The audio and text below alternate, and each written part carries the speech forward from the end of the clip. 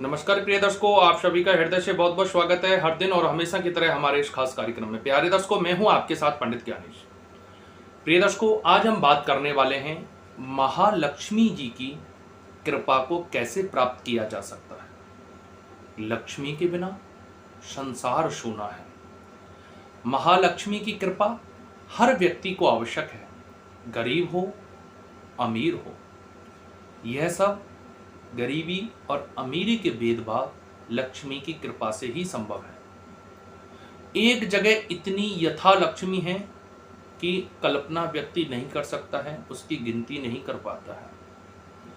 एक जगह लक्ष्मी का इतना अभाव है कि व्यक्ति अपने सुबह से शाम तक की जरूरतों को पूरा करने के लिए पूरे दिन पसीना बहाता है, प्रयास करता है, लेकिन प्रयास कई बार सफल नहीं होते हैं।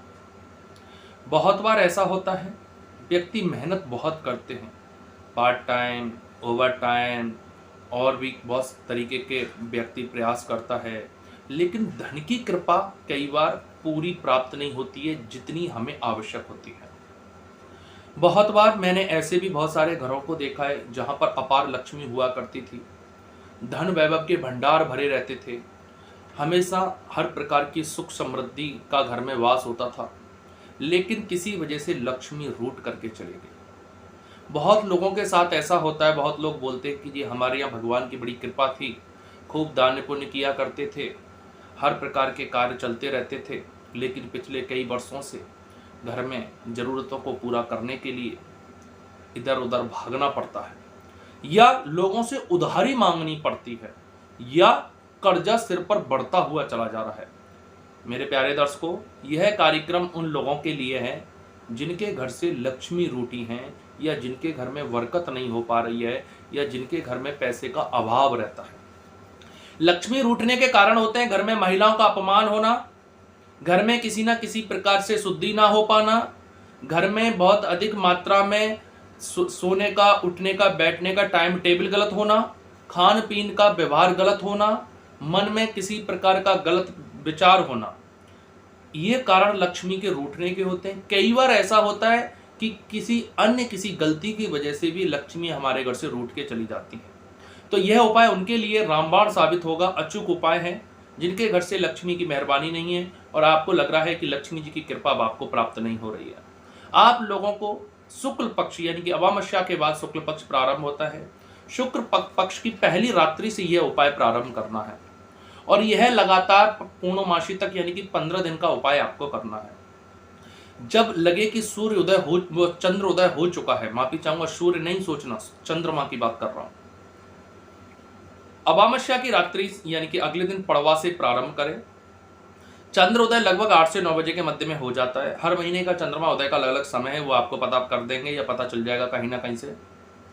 चंद्रमा उदय होने के बाद ऐसी जगह आपको सफेद आसन लगा के बैठना है जहां चंद्रमा की किरणें आ रही हों, चाहे दिख नहीं रही हों, लेकिन आपको ये लगे कि यहाँ किरणें आ रही हैं, खुला है। छत पर बैठ सकते हैं, हर किसी व्यक्ति की छत नहीं होती है, तो सीढ़ियों में, झरोके में, आगे आप अपने घर के आगे बालकनी में बैठ सकते हैं, या कहीं मंदिर में या किसी अच्छी जगह पर बैठ करके ये सिद्धि कर सकते हैं। 15 दिन लगातार चंद्रोदय होने के बाद चंद्रदेव को आपको दूध और गंगा जल मिलाकर के अर्घ देना, जैसे सूर्य को अर्घ देते हैं।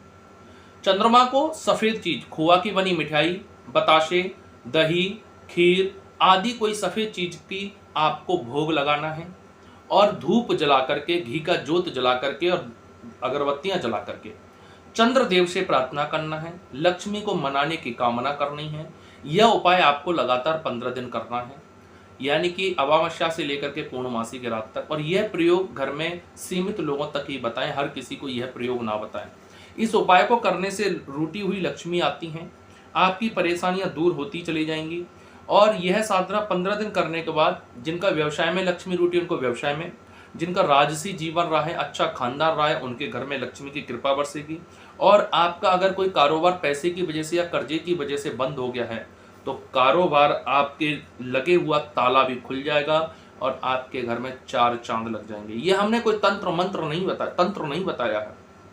हमने यहाँ पर यह उपाय किसी की बुराई के लिए नहीं बताया, ये जग भलाई के लिए उपाय दिया है और ये पूजा पाठ ही बताई है।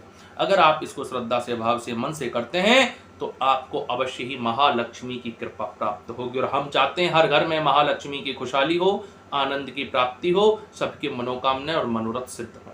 अगर आप कोई ज्यादा जानकारी लेना चाहते हैं तो फोन करके अपना नंबर बुक करा करके, अपॉइंटमेंट लेकर के आप हमसे जुड़ करके जन्म कुंडली के बारे में, व्यापार के बारे में, शादी विवाह के बारे में, संतान कर्जा के बारे में, विदेश योग के बारे में पूछ सकते हैं। हम आपकी जन्म कुंडली का पूरा अध्ययन करके आप तक जानकारियां पहुंचाते हैं, लेकिन इसके लिए आपको अपॉइंटमेंट लेना होगा।